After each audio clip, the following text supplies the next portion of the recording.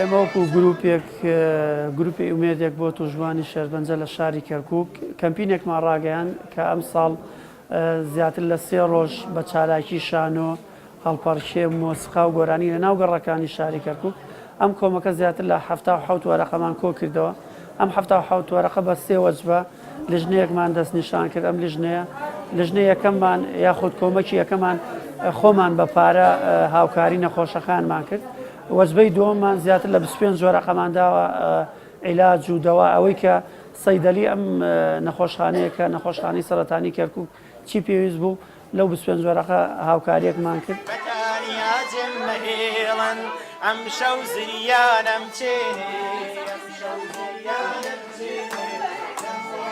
دەستخۆشی و سپاس گروپی ئومێدێ بۆ تووشبووانی نەخۆشی شێرپەنجە لە شاری کەرکووک بۆ ئەم کار و چالاکیانەکەوە دەستیان پێکردووە ناو شاری کەرکووک بۆ سنتەرەکەمان بۆ ئەوەی کۆمەک و هاوکاری نەخۆشی ئەم سنتەرە بکەن. دیارە پێشووتر بایی 2500 دۆلار عیلاج و دەرمانیان هێناوە. ئێستایش بەردەوام بەو چالاکیە گروپی مۆسیقا و گۆرانیان هێناوە بۆ سنتەرەکە هەنێ دیاری پێشکەش بۆم نەخۆشانیان کردووە.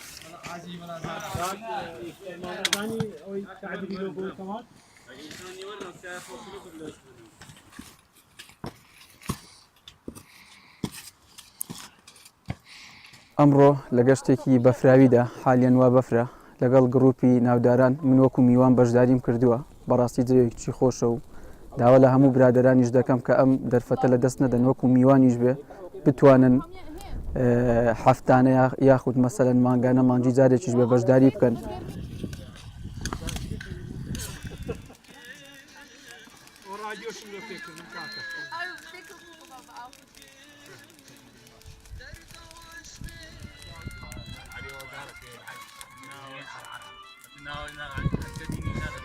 لە چوارچێوەی گروپی ناوداران هاتوونەتە چیای سەرکەشی سەفین بۆیە داوا لە هەموو گەنجان هەموو چین و توێژەکان بە هەردوو ڕێگەزەوە دەکەم کە ڕووبکەنە وەرزشی شاخەوانی بۆ ئەوەی کە دوورکەونەوە لە نەخۆشیەکان.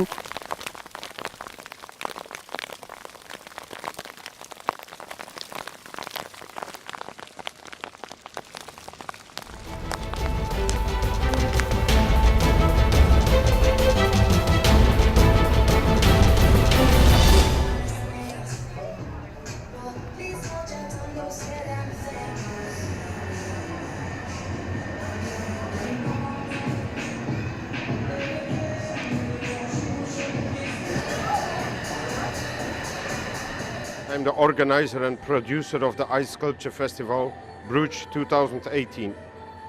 This year we present the 17th edition of the Ice Sculpture Festival in Brooch, and this year we present the first digital ice art museum in the world. We have been working not less than 1 month with 34 artists from 7 different countries, cold countries.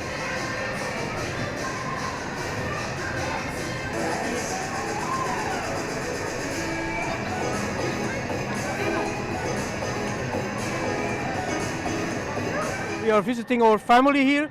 We are living in the eastern part of Belgium and Limburg, and we are just visiting our family, and it was a nice idea to coming here. We have seen this on television, on the Belgian television, and we thought it was a nice idea to come visit this ice sculpture, so just to make some fun.